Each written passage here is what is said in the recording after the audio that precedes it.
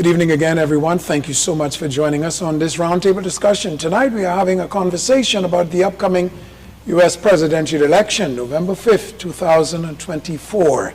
We're happy to be joined by Mr. Jerry Butler, Mrs. Arinthia Komalafi, Mr. Lester Turnquest, and Mr. Quentin LaRoda. We are really having a nice time. I'm so sorry that I had to break up on that immigration, but you had a statement, Mrs. Komalafi, that you were about to make at the time. Mr. LaRoda could remind me. No, What was the point you were making at the time? No, but actually, let me just say, the point he made about immigration and the United States and the border, etc., was what had you going with his point was that there was no way one person out of office, an incumbent, could stop an immigration policy, and that allowed him to then say that that's because the Biden administration is weak, right? Remember, these elections, I told you I look at it from three particular perspectives, right? Socio, economic, and cultural. And then I mentioned one last point, and that is the U.S. is a leader, right? So on the issue of immigration, I find it remarkable that the United States discusses immigration in a vacuum without looking at unemployment statistics, right? Do you know right now, if you want a job as a truck driver in America, the starting bonus at Walmart is $100,000? Do you know that McDonald's is advertising $25 an hour jobs to flip hamburgers? Right. So when you look at immigration and you look at unemployment, right? And you look at employment, and you look at the shortfall, you begin to realize that when you have a problem with not having the people to do the things that you need done, and you don't have the commensurate wage or skills to match your needs, right? Your only choice is importation. Now, I absolutely agree with Mr. LaRoda when he talks about legal importation or legal migration, right? A country that can't protect its borders is a country that's out of control, right? And that's where I get to my major point about leadership. When I look at the US, I look at leadership in the Bahamas. And I look at how an election is being decided on immigration. And I wonder, with Ms. Komalafi as a politician, can we run a Bahamian election on the issue of immigration?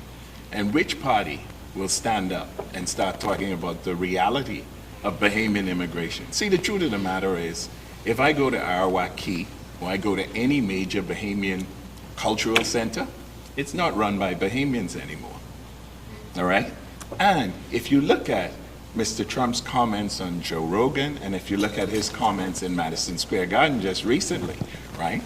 People think he talked about Puerto Ricans, he talked about Black Americans, he talked about Latinos, etc.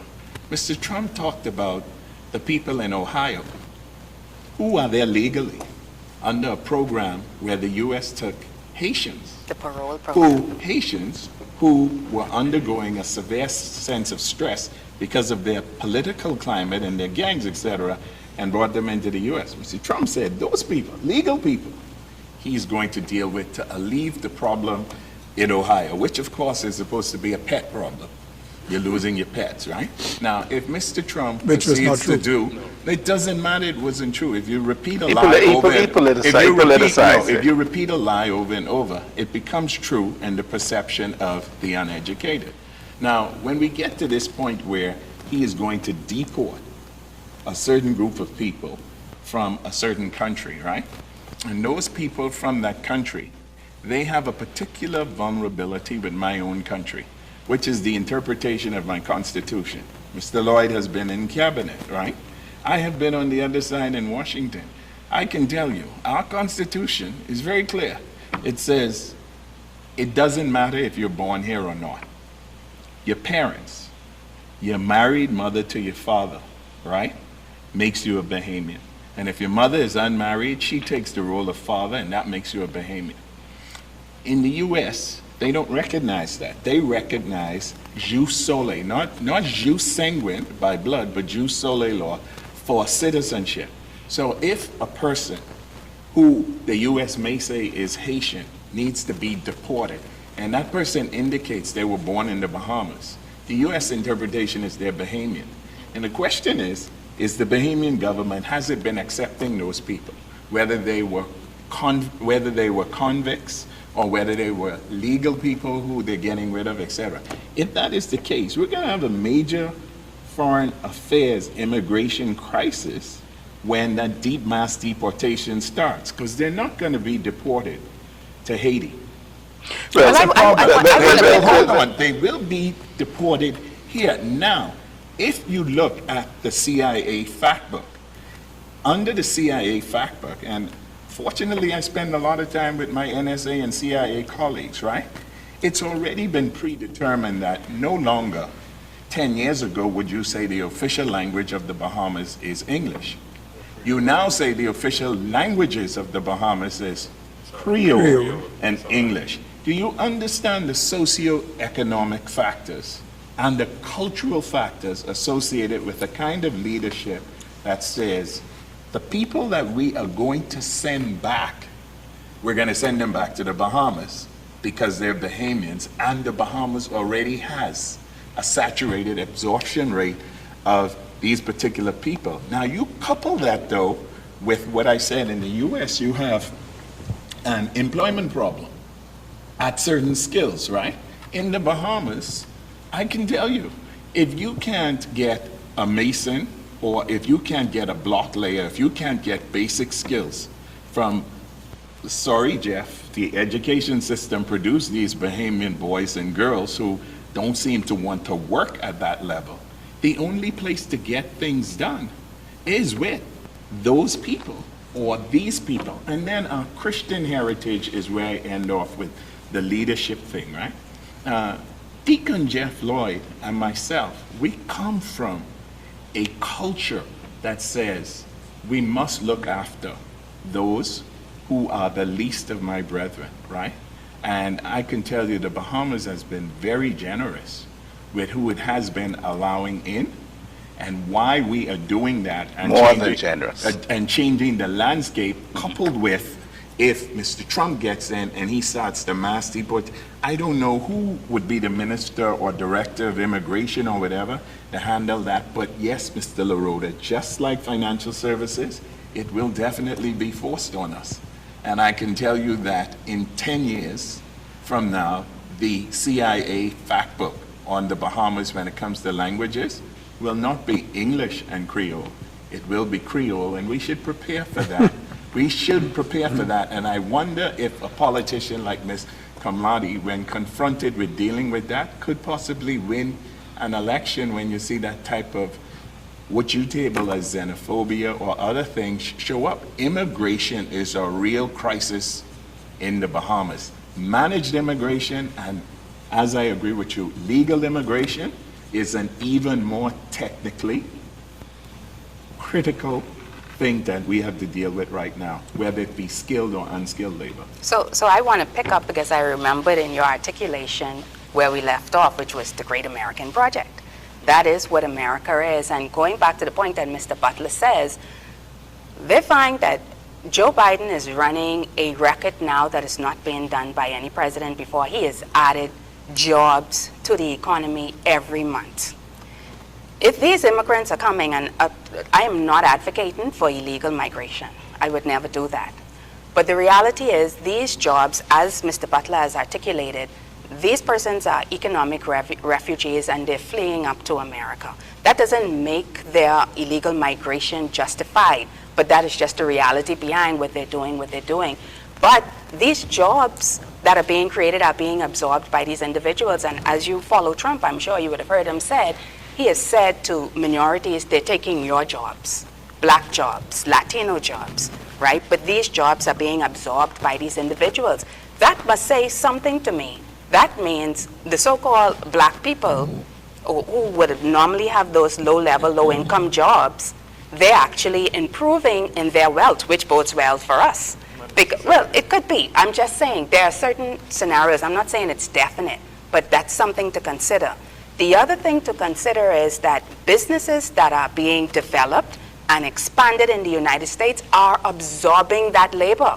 And America is still experiencing growth outside of extraordinary circumstances like the Great Recession or the pandemic. America is still experiencing growth. And what are the factors of growth and the factors of production?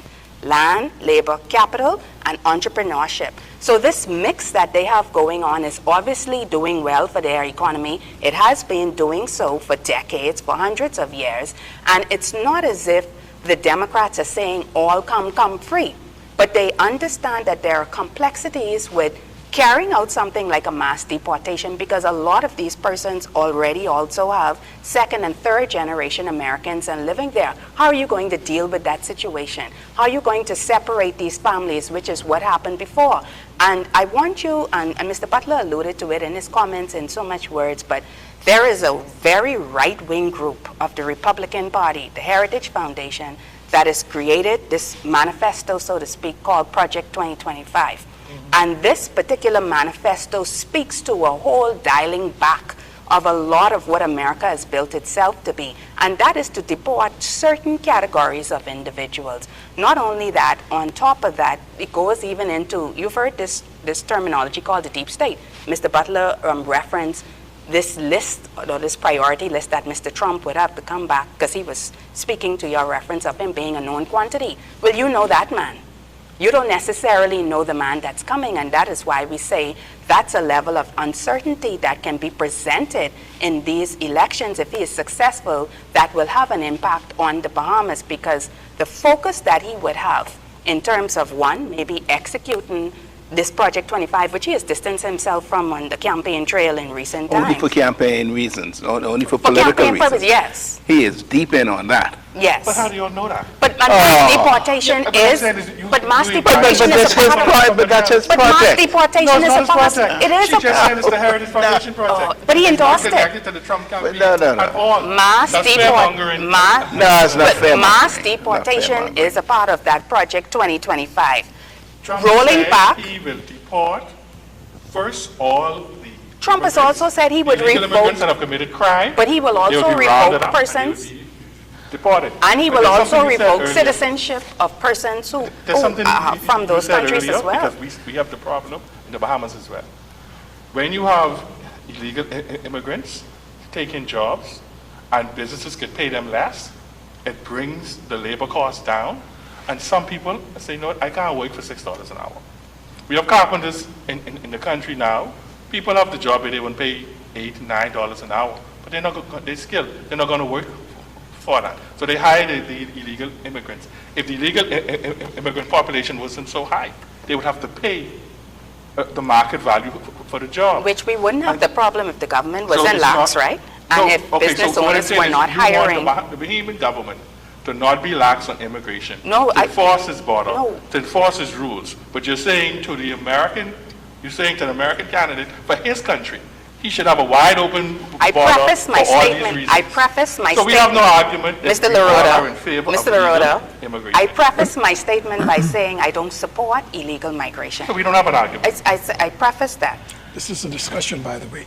And let me bring you back to the focus of this discussion is, what difference does it make to the Bahamas? Right. Whatever happens in the Yes. United States. We What, don't lose our I think freedom. Mr. Butler kind of made the point that if the mass deportation does in fact happen, say in the case of Mr. Trump being the president, and these would, I think it is the people who, the last point of entry into the United States is where you're coming. It doesn't matter that you might be a Haitian citizen or this citizen or that citizen. This, I believe, is a very serious point. Those pressures that will is- come this- back to this- the Bahamas. this deportation- I think so, and This you is know, why politically, because even right now, see, Deacon Jeff Lloyd has been in the cabinet. He would have seen some numbers I've seen. Do you know that when an airplane lands here in the Bahamas, right? Whether the people are really Joneses or Smiths or Larodas or whatever, right? As long as those people have indicated to the U.S. that they were born in the Bahamas, under U.S. jus soli rules, right? not jus sanguine rules that the Bahamas Constitution observes, right? For those, jus sanguine is citizenship by blood. Jus sole is citizenship by soil. If these people say they were born here, the U.S. considers them Bahamian citizens. Our Constitution, which we should be observing, does not make you a citizen if you're born here. That's the first thing. The second thing is, do we have, as you indicated with financial services and what was being forced on Mr. Ingram, do we have the backbone to take an airplane that has people who were deported from the U.S. and say, I'm sorry, they are not Bahamians, and you should pay for them to be sent back to wherever their country is that determines they're that citizen? We've just been absorbing that. We have no idea what it means when I say to you, in 10 years, the NSA and the CIA will define the language of the Bahamas as not being English and Creole. Forget about our British heritage or what we think is Christian, Anglican, but being purely Creole. We have no idea what the absorption rate is. And what I'm telling you is, as a functional economist, right, the absorption rate is very necessary. The educational system has not produced the type of skilled or unskilled personalities, meaning the labor force in her four-parted equation that makes an economy grow, to make this economy grow. So what I'm saying is, like, we wonder, well, why don't we have another big Bahama construction project or something, right? You try to simply build a residence, a home in Freeport or Nassau, and you say to your contractor, you cannot use Haitian labor. See how quickly or how easily you will have that construction done, and also see the realisticness associated with what you say, the cost. Okay, so what I'm trying to tell you is the growth of this economy, which is tied to that fourth factor, labor, right? And the legal or illegal controlled immigration, not of migrants, but of the labor force to fuel the growth of this economy, is very much tied to what's happening over there if they add to the equation deportees. Okay? Mr. Tanquist? Well, I think, first of all, you need to understand that the Bahamas has the ability to simply refuse these people coming in. I fundamentally believe that. When you board a plane in the U.S., you have to present your documents. And if the airline has been told, no, no, no, no, the airline then has to consider the extent to which they want to impose themselves against the Bahamian laws. And I am absolutely convinced, while it may create a problem, the airline is not going to be able to board people that the government of the Bahamas has told them it does not want. Will this be actually a voluntary repatriation? Sounds to me like this would be mass deportation and will be controlled by the government of the United States. And they would be the ones putting people on the plane, you know, involuntarily. Would we then, And we would be the ones saying to the United States of America, America, can't come. yeah, oh, well, sir, I'm so sorry, Mr. Plane United can't come. States, but you can't land here because these are not Bahamian citizens. That's one way, Mr. But Lloyd. give me a but moment. then- I'll let Mr. Tanquist finish. No, I mean, it's that simple. I mean, there have to be certain basic rights that we will hold dear and close to us. And one of them is to determine who lands in the Commonwealth of the Bahamas. Now, there are going to be some repercussions. But that plane, if they have been notified, those persons are not going to be accepted. What airline is going to take off if the government of the Bahamas has said, he can't come, he can't come, she can't come, he can't come, he can't come? They simply can't do it. And so it becomes a diplomatic issue.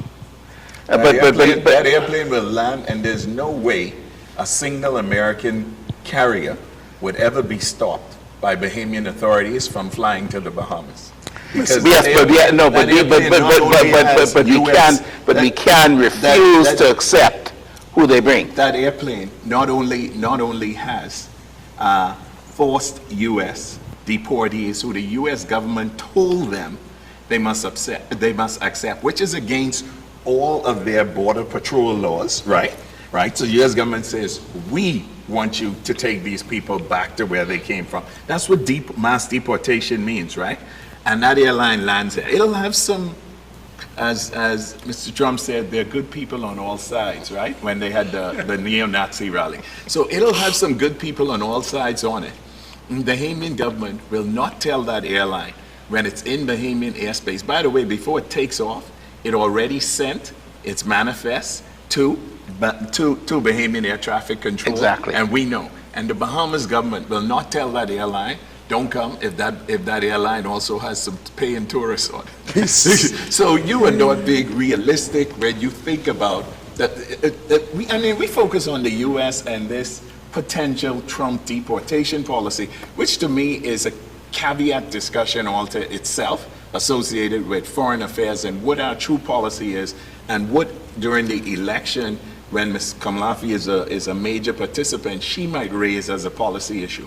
But I'm saying there's reality right now, and the reality right now is we are literally overwhelmed with people who we have decided, right, have not come through the legal way. And those people are satisfying, as you may have pointed out, a need. And I say that need is unemployment. What we have in the country is we have a problem finding the right labor at the right price to do the things that we need done to fuel or grow this economy. I take what you're saying. It has some merit. However, there's several things that have to happen. The first thing is that Mr. Trump has to win. I don't think he's going to win. Mr. Baroda is of a different opinion. No, Absolutely. I know. You tell Mr. Turnquest that it is foolish for the sheep to believe that we should all be vegetarians if the lion is of a different opinion. I understand Tell him that and explain to him why you believe I don't think that that he will win, number one. Even if he does, he's going to be so busy trying to survive these. The whole issue, the whole question of mass deportations, politically, he can't do it. He cannot do it. We got to move on. We got to move on, everyone. We got to move on. We got to move on. I was going to give you that a moment. We got to move on because we're running out of time. And there's a couple of issues that I would like to get to, but final word on the immigration. Yeah, I should have known that it was going to be a sensitive subject. Just a closing point on that. I think the main question is, what are the numbers looking like for what would be, because you mentioned earlier, there are legal and illegal Bahamians there. And there may be some naturalized Bahamians, we're assuming, who would have had Haitian descent. What's that number? Is it going to be significant? I'm not so sure. But I think the mass deportation, insofar as we are concerned, is the fact that if Haitians know now, persons of Haitian descent know that they cannot now migrate to the United States under a Trump presidency, and the program that Mr. Butler mentioned that the Biden-Harris is running that got them there to the United States in the first place, that means those immigration pressures are going to return to the Bahamas. That's the point that I was trying to make earlier. Now, instead of going up north to the United States, they're going to come here, as they typically do come, but those numbers will start to raise again, and then that presents a challenge for us in this country. And again, I stress the fact that we should do things to secure our borders, and we cannot absorb that. We cannot absorb from anywhere, but specifically, we know that that is where the biggest migration group comes from. You know, the Prime Minister of the Bahamas, the Honorable Philip Davis, has been trumpeting the issue of climate change and how it is impacting and potentially will impact the Bahamas if some mitigating factors do not begin to be employed immediately. Do you sense, period, in the United States, I'm talking about at the executive level, do you really sense that there is a seriousness about the impact even in their own country? Because you're still talking about places like Florida that has and potentially could go, at least some portion of it could go. There's, of course, California. But do you think, and of course the Prime Minister is saying that countries like the United States and others should be paying for what they are doing to the climate, and it's impacting people like us, meaning the Bahamas, when we really are not making that kind of contribution to cause such a negative impact on us. Mr. LaRota? Well, I definitely support the government policy on the climate change in terms of, if you say, and your experts are saying, this is what's happening to the climate, and it's based on man's involvement in production and so forth, and is damaging these countries that are not producing that level, then pay. Give us the resources needed to mitigate against. You're claiming this. You're claiming that it's happening, and so you should put your money and your resources where your mouth is, and make sure countries like the Bahamas and others in the region get the resources and the money they need to mitigate against these potential harmful impacts. And whether you believe in climate change or not, that policy, I think, is a sound one. And I totally support that. As for the climate change in the U.S., I don't. It's not the issue it was in the last election. In fact, Mr. Trump has convinced most Americans that the Democrats' energy policy is the reason why the economy, one reason why the economy dropped and the cost of goods went up. And so he's saying drill, baby, drill. Harris, who was against fracking for most of our time, she doesn't want anything to do with it, has now said, no, I love fracking, I won't stop it. And so we see that this push to go against the fossil fuels has now come back in the U.S. and it's come back on both sides. And so I think for the Bahamas, we need to continue to say to the U.S. and other countries in the world, you're saying these are the negative impacts of climate change. You're saying these are the contributors. We don't make that type of contribution to it, and so pay up. I think that we sometimes lose focus on how things really affect us, okay? So let's talk about the climate change agenda and paying us, right? We just came out of a meeting at the Commonwealth level. Countries who kind of like us were under Great Britain, et cetera, right? And we can't even get the British Prime Minister to talk about reparations for slavery. And that's 300 years ago without any need for science, okay? We were affected as a race by this thing, and the other side, the slave owners, they got compensated. Yes, they because did. Parliament Significantly. Significantly compensated. Parliament determined they would be affected if you ended slavery, right? The slaves were not paid, right? So when we look at that, and then we look at the attempt to obtain reimbursement for scientifically analyzed recent climate change, right? I am a wee bit pessimistic about how far the discussion could go and whether we shouldn't be, while we pursue that avenue, whether we shouldn't be focused in the Bahamas, because I always bring it back to the context of my own country, on energy independence, all right? And our ability to generate energy, when you see 26% of Germany's energy is generated from solar, and they only have the sun 58% of the time, right? We have to talk about energy independence for the Bahamas and what that means. You know, you only have the sun 12 hours out of the day, and there's intermittency and all that. We have to talk about wind, right? The next 26 days in the Bahamas, windy conditions will exceed 20 miles per hour. It's supposed to be some sort of phenomena associated with a tropical depression, right? That's a lot of, if we had wind turbines up, that'd be a lot of energy. And if we had the batteries to store it, that would be different. So energy independence is another thing, right? For the Bahamas and how we consider that within our context, right?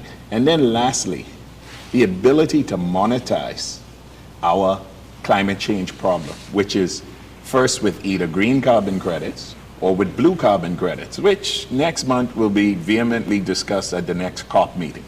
Okay, I think the next COP meeting is at UAE. I didn't get my invitation yet to go, but it's always good to hear what the other side is saying, right? Now, when you look at the US elections, which we're talking about, Jeff, I think that And its impact on the Bahamas. climate change has become minimalized so that the only discussion is whether we agree with fracking in Pennsylvania or not, which is one of the key states to determine it, right? And then the last part of it, which just escapes any level of intellectual discussion is, why is the owner of Tesla agreeing to give one presidential candidate $45 million a week until the next election in order for him to get elected? Have you guys seen the price of Tesla stock? Last week it went up 36%. Yep. Tesla produces electric cars. One candidate is saying electric cars are bad, that's Biden's policy, and we need gasoline cars and drill baby Jill. But that candidate is being supported $45 million a week by Tesla, the largest producer of electric cars in the US. And that candidate's policy on tariffs is very important. The largest producer of electric cars in the world, you can go along Gladstone Road or any place here, is BYD, which is a Chinese company. Which You has see? a US billionaire vested Right, Warren Buffett. so hold on. So if that Chinese company now has significant tariffs under that administration support, then the only place to get less expensive electric cars would be Tesla. And if I was in my other wealth practice where I'm talking about estate planning, kiosks, Roths, IRAs, right? I'm telling those American clients, buy yourself some Tesla stock immediately after hearing. And they're like, no, but Trump is against electric cars and what Biden is doing and everything. No, his tariffs are against Chinese electric cars, just like TikTok, they're against that. And just like how they're against 5G, which was created by the Chinese. So to give AT&T and all those other producers who are still trying to catch up with 5G. Right. So you have to understand within a vacuum when you see these things, what does it mean? To summarize, my stay in America has proved one thing that I always knew. America's business is business. Which president said that? I think it was Eisenhower during the war, right? Because the war was about making sure we could sell airplanes, etc., to the British, taking all the British gold and pauperizing Britain to help them win the war. And that's because America's business is business. So these elections follow the money. It's about business. Okay? Absolutely, but that's American protectionism. Trump, he doesn't make a secret. He wants to protect American businesses, and he would use the tariff to protect American businesses. If in the Bahamas, if a Bahamian leader say, we want to protect Bahamian businesses, we want to protect the entrepreneurs here, we want growth from the domestic millionaires, thousandaires, whatever we have in the Bahamas, we will all jump up and say, yes, our country, we love our leader. So if an American president is saying, for the interest of his country, he's going to put the tariff on Chinese-made electric cars. And not only, Elon Musk is kind of petty too, because when Biden had the conference on electric cars, Elon Musk was not invited to come. He wasn't a part of it. So he sees himself as being shut out by that. He's an immigrant, by the way. Yeah. And he first came in illegally. Illegally. When you read his book. afterwards. When you read his book. That's how it is. Good. But- I hope they didn't deport him first. Because We ran out of time, But- Mr. Right. Mr. LaRota. So I'm saying, this is the thing I look at as a Bahamian. I love my country. And I want the leaders in my country to do the best they can for my people. So I don't begrudge a leader of another country who wants the best for his country. I'm not a globalist. I'm a nationalist. I love the Bahamas, Bahamian voice. And I have no problem saying Bahamas for Bahamians. So if someone say Barbados for Bajans or Jamaica for Jamaicans voice, I have no difficulty with that. You protect, and where our interests could coincide, then we can meet at that ground. But I have no problem for a proud American, because I'm a very proud Bahamian. And I agree with you, Mr. LaRota, and I think Bahamians will hold your position. I certainly do. Americans will hold your position. The error is, though, in believing that protectionism, which is good on a campaign trail, it sounds good because it rallies people up, and we've seen that globally. But we've also seen that being rejected in recent elections in Europe, right? This far-right mentality, right? Because people are moving more to the middle, and is like Mr. Butler mentioned, how Kamala's switched her position now. She was on this side, and now she's moving more to the middle. The reality is that from an economic standpoint, and I think we're here today discussing what these particular policies are going to have and the impact they're going to have on the Bahamas, people believe when they hear these nice sayings, and they are nice, that protectionism is going to lead to better prices for them, and it does spur pride. I'll give that to you. But I'll tell you a next thing that economists have studied, even in these protectionists. You talked about, I think Mr. Butler mentioned it. If BYD, which is a Chinese manufacturer, the largest manufacturer of electric cars in the world, is able to enter the market, and they're trying to get into the market because, like I said, there's a billionaire very vested who was a shareholder in the company, Warren Buffett. They're trying to get into the U.S. market. Musk is already there.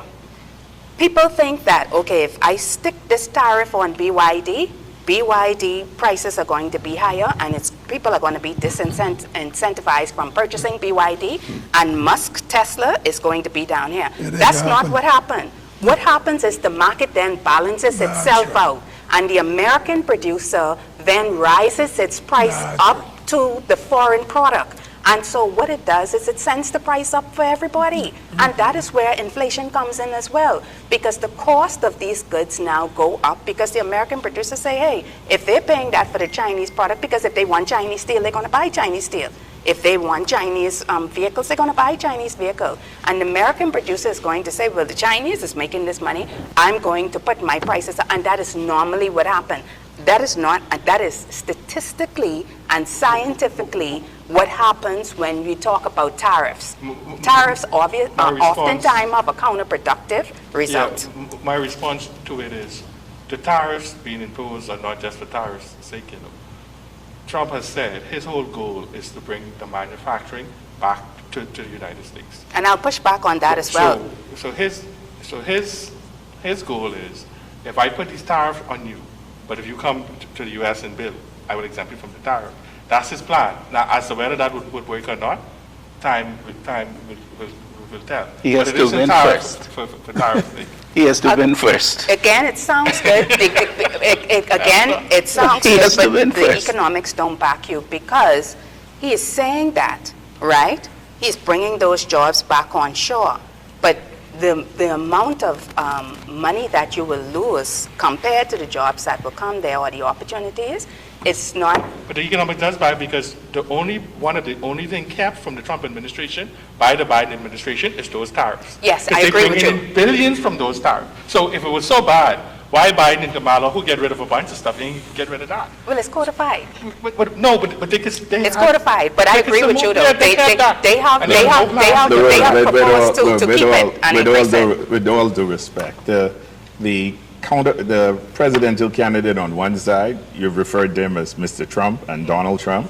The presidential candidate on the other side, Ms. Kamlafi has given her name. What's her name, Ms. Kamlafi? Kamala. Right. So for you to refer to her as Kamala simply confirms my thoughts as to which television station you've been watching. I don't watch. And therefore, I don't watch Fox. And therefore, I take back everything I said about you watching Fox, because with Fox, whenever I watch, because it's important for me to get a balanced advice from both sides, I always end up messing up her name. Thank you for reminding me, and thank you for reminding me that Mr. Trump's way of stating her name is another way. But what's in her name, Jeff? It's a lot in the Very name because important, it right? talks Mr. Lloyd taught me once before. He Yes, said, but it is- no matter what they do, always make sure they spell your name right. Oh, you right? better, and call your name Well, I can spell her correctly. name right. We got to get on with our final subject this evening as time runs out, and I'd like for you to start, please, Mr. Turnquest. You know, the Bahamas is the beneficiary of the United States generosity, and has been for many, many years. And you could go down the list of the OPBAT operation that we have had here as a result of the issue with the drug trafficking, as well as, of course, the issue of human trafficking. You remember some years ago when our boys were attacked by the Cubans, it was the United States that came in and chased off the Cuban fighters. I can remember at one time when we had the issue of some boat folks going to some I think regatta, in which there was a collision at sea. It was the United States Coast Guard. Will foreign aid be interrupted, diminished, or any way materially altered depending on who is in office? I don't think so. Not with regard to those issues that you've raised. Simply because those issues, there's a certain emotive issue, and countries are expected to extend the hand when there's a crisis. And so I think in the event of Trump or President Harris, you would see the extension of the hand to the Bahamas. The reality is that we are one of their closest neighbors, one of them, not the closest, but one of them. And we have always been a friend to the United States. And so it's not unreasonable for us to expect them to act in our interest, as I can't recall any time, certainly in my time, when the Bahamas has reacted contrary to the interests of the United States. And so we are a friend. We've always been a friend. And it is not unreasonable for the Bahamas and our children and our grandchildren to expect that the United States would always demonstrate in a significant way its friendship toward us. And of course, that's subject to understandable issues, how we relate to them, et cetera, et cetera. But for years, for 100 years, for 150 years, the Bahamas has been a friend to the United States of America, and the United States of America has been a friend to us. There may be occasions when there are little issues that pop up, work permit issues, or but basically, we have demonstrated to the United States that we are a friend whenever they need us to be a friend. Not that they need much from us, but we've been there. And they have, when the chips were down, they have demonstrated to the Commonwealth of the Bahamas that they are our friend. And so I leave it like that. I think we see how it develops. Mr. Rhoda? Well, first of all, I have a friend who went today in Washington to vote for Ms. Cyrus. I stammer if you didn't notice. So saying Kamala is the only way I could get that out. So that's why I was saying Ms. Harris. So, and she almost killed me when I said Kamala. So I appreciate the criticism there. But it's no intent to disrespect. But I join Mr. Dangren. Your apology is accepted, Mr. LaRoda. But when you see her, apologize. I will see her, and I will convey your apologies. Right. So I share his sentiments. The Bahamas is strategically located, and even though Mr. Dangren said they don't need anything for us, they cannot underestimate or take for granted that since we're so close to them, it's in their best interest to keep us close, to protect us, and to make sure we're all right. Because China and Russia and them would be very interested in having good and close ties with the Bahamas and developing a holding here. And so I think it's a mutually beneficial relationship, and it's in their interest to keep on assisting us. Mrs. Kamalafi, I'm going to give you the last word in this segment, but Mr. Butler, you've been there. You lived in the United States, and you, as an executive director of the Inter-American Development Bank, sat around the table when the Bahamas made applications for grants. The United States is the largest contributor to the IDB. So what was the view then, and how do you think it may have changed and would change depending on who is the president of the United States?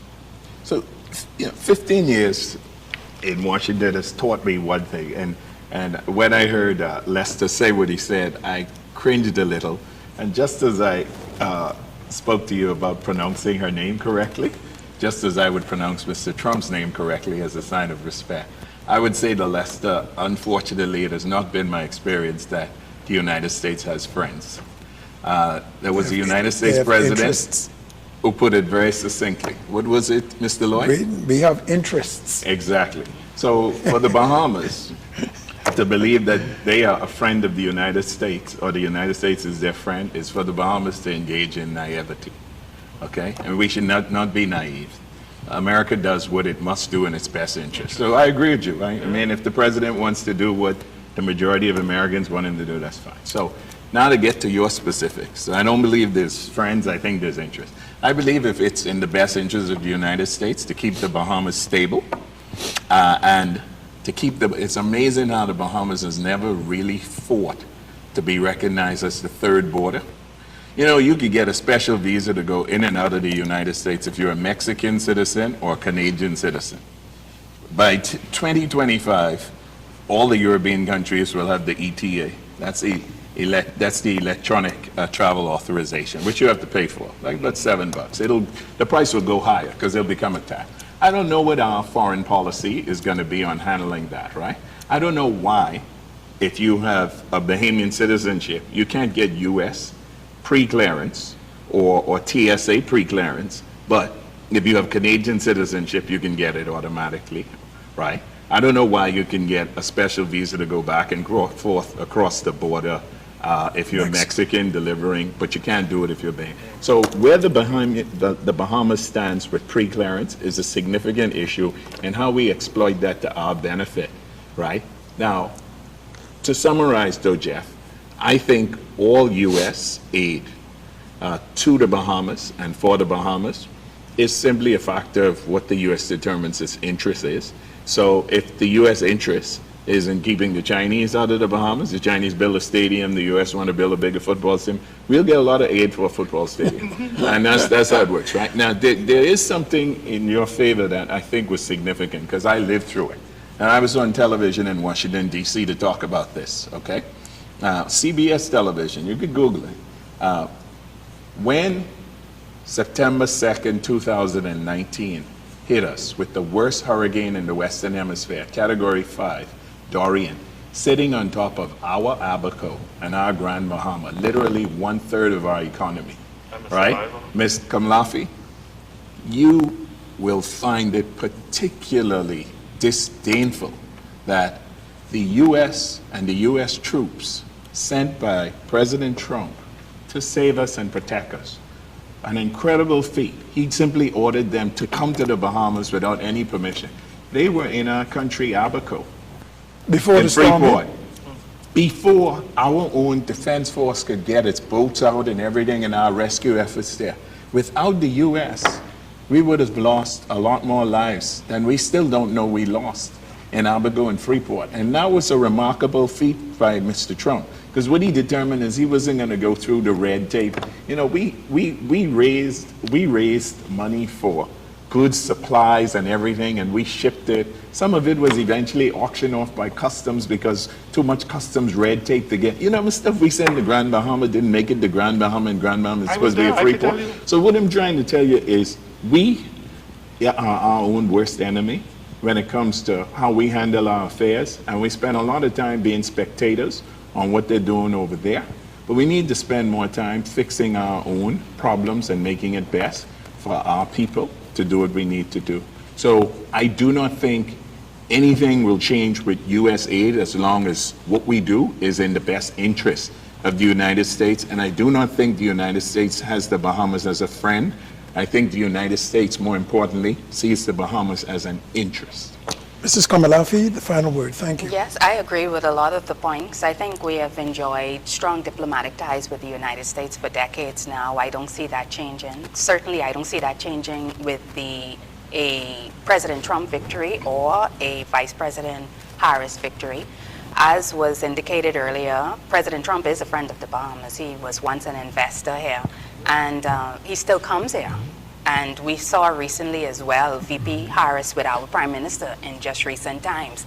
And I think she would also come in. It's been a long while since we have had a U.S. president come in their official capacity to the Bahamas, so it will be nice to see that. And as Mr. Butler indicated earlier, it's since the Obama administration, we haven't had an ambassador. We've gone through a bevy of charge d'affaires, but we have yet to have an ambassador. And so that's concerning to me, and I hope with this particular election, November 5th, we'd be able to get back to the business and have that restored. But as is also indicated, there is a mutual interest for each of us between the Bahamas and the U.S. And we can call it friendship, and we can call it a marriage of convenience. We can call it any number of things. But certainly we are a key factor in those issues that you mentioned, Mr. Lloyd, the narco-trafficking fight, the human trafficking fight, the arms trafficking fight, which is also coming up on our doorstep, and we're seeing an increase in those areas as well.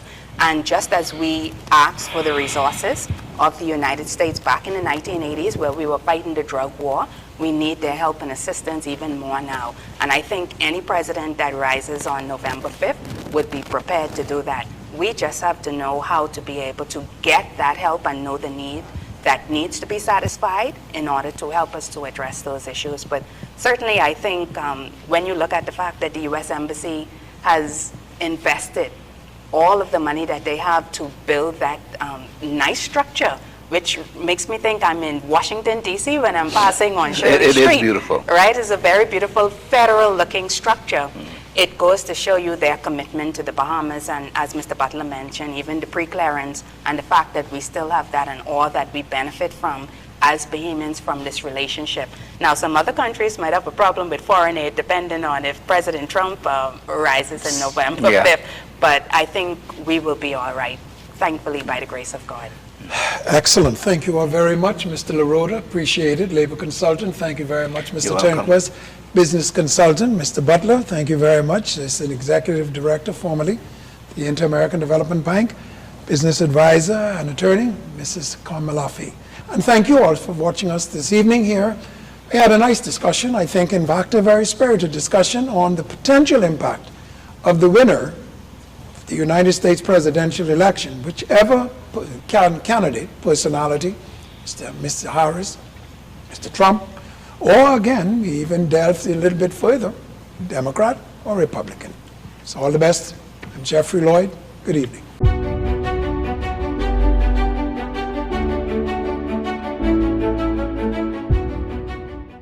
This special JCN Roundtable discussion on the United States presidential elections has been brought to you by the following sponsors: the Sunshine Group of Companies, Fidelity Bahamas Limited, and Lucayan Car Rentals.